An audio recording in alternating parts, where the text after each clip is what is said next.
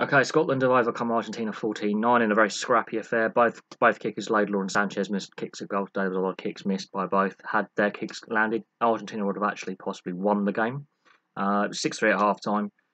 The Hastings Finn Russell combination experiment, I think the conditions didn't suit it, and possibly the opposition didn't suit it. Argentina were very, very quick on the defence and had more ball in the first half. Scotland barely had any ball, and some of their kicking was a bit aimless. Again, another issue that I've noticed with this combination. That's not saying it won't work in the future. It's early days. Hastings doesn't have a lot of caps. I think this is his first start for Scotland, so put him in a starting role is different for him coming off the bench and being an impact player. He's a bit like Danny Cipriani in that sense. Is he better as an impact player or better as a starter? That debate, has raged in English rugby for a while. Scottish rugby, for a while, didn't have the depth at fly half that it does now. So it's a good sign that Adam Hastings is developing as a player. He's played very well in the Pro 14. It's just getting him, up to speed at test level where he can actually either play an 8-minute game or what his role is going to be. Is he going to be a starter or an impact player? Because I don't think the conditions suit the experiment today. And the way Argentina played in the first half, there wasn't enough ball for Scotland to try and run it around like they would do if they've got that front foot momentum. Their pack was being slightly dominated. They were on the back foot, and there was a bit too much kicking aimlessly, which the Argentinians were just bringing back. The handling errors of both sides and the penalty count against both sides is understandable in the conditions it was running in the first half. But the missed kicks at goal by both goal kickers, I don't think either coach will be happy with that. I think Sanchez just had a general off day, and Laidlaw, I think the 2 kicks he missed, he should have gone for touch. They had got that try by that. They got the try by that point. That he could have gone for touch in the second penalty and secured the game. He tried to go for goal. He did miss, and Argentina were. Well, they needed the ball to score. Yes, they had to run 80 metres, but they proved with a couple of line breaks in the second half and a bit more open play. You give them ball, the game breaks up and you're not expecting it. Argentina are dangerous. Scotland just ground out when they won ugly, and that's a good sign. Argentina will be frustrated, but that comes down to goal kicking and just having an off day.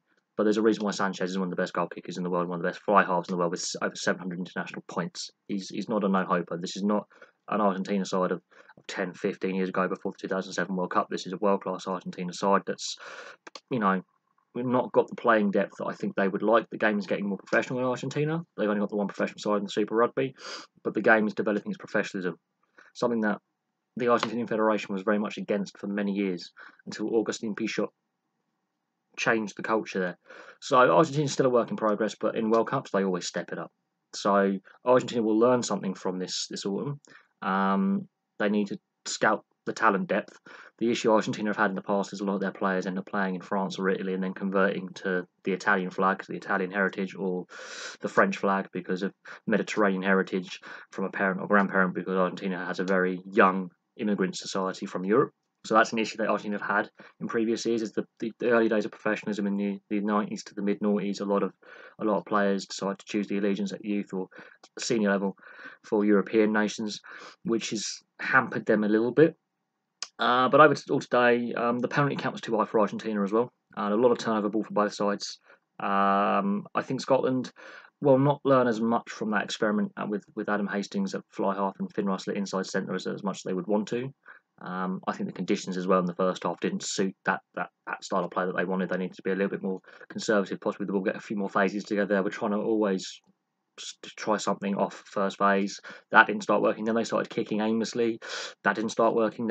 Sometimes their kicks weren't as accurate as they could have been. Much like the second half against Africa, they were in the game, but they weren't really controlling the flow of it. But overall, I think the Maitland try was one of the outstanding bits of play from Stuart Hogg. This is why Stuart Hogg is a Lions player and one of the best players in Europe, if not the world. The Argentinian defence is going that one way. He sees there's a gap on the touchline side and reverses the ball back to Maitland. And that is a very, very, very, very well taken try with the player actually looking up and seeing where there's no fullback at home. He's gone to the other side of the pitch to cover that other side, that other flank. The wing is out of position. And that, players have been sucked into a ruck or maul area and are all over the place. And he sees what's ahead of him. And it's intelligent play.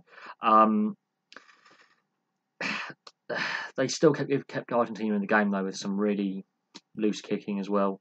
I think they looked better in the second half after the experiment ended and Hastings went off and Dunbar came on and Finn Russell goes back to his standard fly half position. I think Finn Russell was more of a 10 than a 12 I don't think it's on Adam Hastings necessarily. I think it's also that the combination didn't work as fluently as Finn Russell and insert inside centre, be it Horn or Dunbar. It just works better that way. It's more natural. They've had longer to play together. That's not to say that down the line Adam Hastings can't be a good, class number 10, but it's a work in progress. But overall, it was a pretty scrappy game because of the weather. Obviously, the Wales game, the roof is going to be shut, so I expect that to be more free flowing. And of course, Ireland USA clashes because the kickoff times, they haven't staggered them as well. Bit frustrating if you want to watch all three games.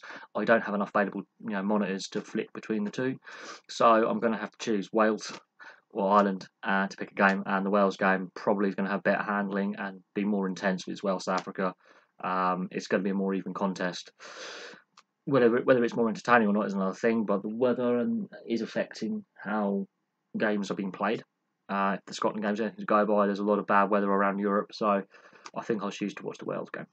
Sorry, Ireland fans, but they clash. There we go. Thank you very much for watching. Please like, subscribe, keep your eyes open for the Wales review, and if I can catch an England Ireland game, I'll try my best to review it, but I can't promise. There we go. Thank you very much for watching. Please like and subscribe. Place your comments below, and I'll have some more videos for you soon.